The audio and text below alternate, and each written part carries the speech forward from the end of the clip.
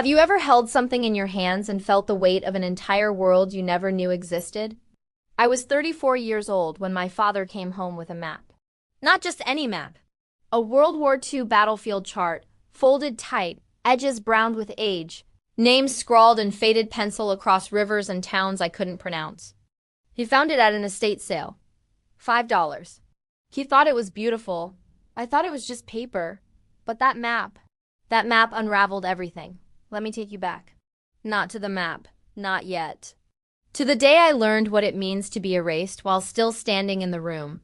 I was 26, working as a junior researcher at a mid-sized historical archive in Pennsylvania.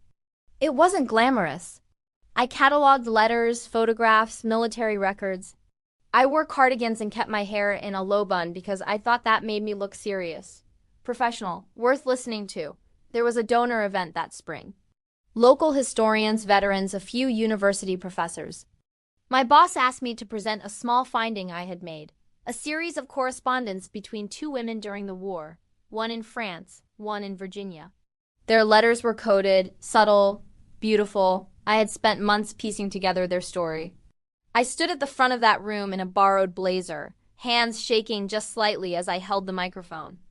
I began to speak about the letters, about what they revealed, about how women carried entire resistance efforts in silence. And then one of the professors interrupted me. He didn't raise his hand, he just spoke.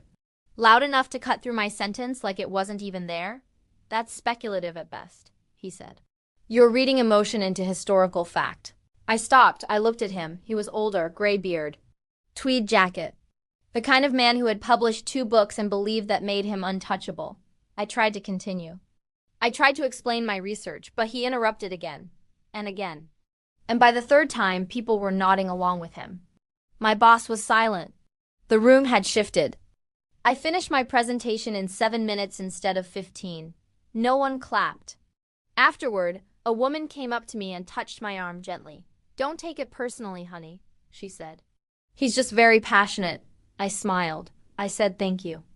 I went to the bathroom and cried so hard. I thought I would break a rib. That night, I sat in my apartment and stared at the wall.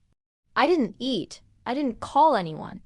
I just sat there replaying every word, every interruption, every nod of agreement that said, "You do not matter." But that was only the beginning. Because the next day, I went back to work, and I kept my head down. And I stopped speaking up in meetings. I stopped offering ideas. I became the woman who smiled and nodded and took notes and never, ever asked to be seen. For 8 years, I lived like that. 8 years. I got promoted once. To senior researcher. Same office. Same cardigan. Same silence. And then my father brought home that map. It was a Saturday. He called me over to his house, excited like a kid. You have to see this, he said. He spread it across the dining room table. Normandy, June 1944. Red lines marking troop movements. Blue circles around key positions. And in the corner, written in tiny, precise handwriting, positions confirmed by OL June 5th. Who's O? I asked. He shrugged. No idea, but it's real. I checked the coordinates. This was used. I stared at those initials.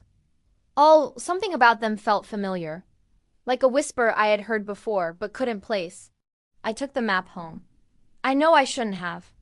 It wasn't mine. But I couldn't stop looking at it. I started researching. I cross-referenced military logs, intelligence reports, anything I could find about pre-invasion reconnaissance in that region. And then I found her. Olivia Langford, British operative. Embedded in occupied France in 1943. She provided key intelligence in the lead-up to D-Day. Her reports were used to adjust landing strategies. She saved lives, hundreds, maybe thousands. But here's the thing. Her name was barely mentioned. A footnote in 2 books, 1 paragraph in a declassified file. No photograph. No biography. No story. She had been erased. And I thought, of course she was. I spent the next 6 months building her file. I found letters she had written to her sister. I found a mention of her in a French resistance diary. I found a commendation letter that had been misfiled under a man's name. I built her story piece by piece, like putting a shattered mirror back together. And when I was done, I had something real, something undeniable. I wrote a proposal. A full exhibit. The Women Who Mapped the War, Hidden Voices of World War II Intelligence. I submitted it to my boss. I waited 2 weeks. He called me into his office. "This is interesting," he said. He didn't look at me, he looked at the proposal. "But it's not what we do here. We focus on verified military history. This feels niche." Niche. I nodded. I said, "Okay." I walked out. But that was the moment I stopped being who they thought I was, because I didn't stop. I just stopped asking permission. I contacted a journalist, a woman I had met years ago at a conference. I sent her everything I had on Olivia Langford. She wrote a piece. It was published in a regional paper, then a bigger one, then it got picked up online. And then a veteran reached out. His name was Harold, 91 years old. He had been part of the intelligence unit that worked with operatives like Olivia. He had never spoken publicly about it. But he read the article, and he wanted to talk. I met him at his home in Ohio. He sat in a chair by the window, hands folded in his lap, and he told me things I had never read in any file. He told me about the women who decoded messages in freezing attics, the women who carried explosives in their bicycle baskets, the women who smiled at Nazi officers and memorized troop counts. "They were braver than any of us," he said. And no one ever said their names. I recorded everything. I wrote it all down. And when I got home, I knew what I had to do. I didn't know it yet, but the world was about to change.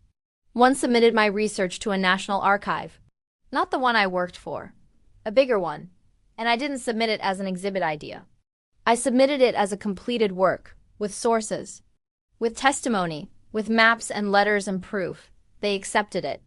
6 months later, the exhibit opened. Unnapped Courage, the Women of Allied Intelligence. And on opening day, my boss was there. The professor who had interrupted me 8 years earlier was there. The woman who told me not to take it personally was there. I stood at the front of the room again. This time I wasn't shaking. This time I didn't stop. I told Olivia's story. I told Harold's story. I told the story of every woman whose name had been folded into a map and forgotten. And when I finished, the room was silent. Not the bad kind of silence, the kind that holds something sacred. One person clapped, then another, then the whole room. The professor didn't look at me. He left early. But afterward, a young woman came up to me. She couldn't have been more than 22. She had tears in her eyes. "Thank you," she said. I didn't know stories like this existed, and I realized I hadn't done this for me. I had done it for her. For all the women who needed to know that their voices mattered, that their work mattered, that they mattered. Respect does not erase the past. It simply teaches us how to breathe again. I don't work at that archive anymore. I consult. I write. I speak at universities about historical research and the importance of uncovering hidden narratives. Sometimes people ask me if I ever confronted the professor, if I ever told my old boss what I really thought. I didn't, because the truth is, they don't matter, not in the way I thought they did. They were gatekeepers. But the gate was never real. The map my father brought home is framed now. It hangs in my office. And every time I look at it, I see Olivia's initials in the corner. O.L. a woman who changed the course of history with a pencil and a steady hand. She didn't shout. She didn't demand credit. She just did the work. And the work spoke for itself. That's what I learned. That's what I carry with me. You don't need permission to matter. You don't need a stage or a title or someone else's approval. You just need to do the work, to tell the truth, to honor the voices that came before you. And when you do, something shifts, not loudly, not dramatically, but deeply. Have you ever felt something like this? Like the world wanted you to stay small, but you couldn't anymore? If stories like this remind you what dignity feels like, subscribe. You belong here, and don't miss the next story. It is something truly unforgettable.